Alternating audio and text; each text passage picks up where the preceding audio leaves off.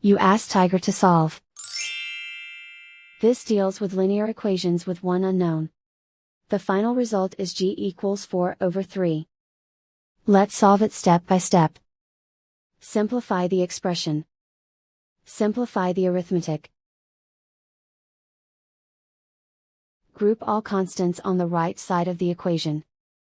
Add 4 to both sides. Simplify the arithmetic.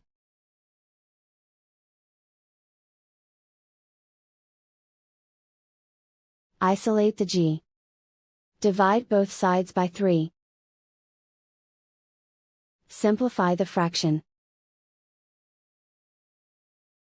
And so the final result is g equals 4/3.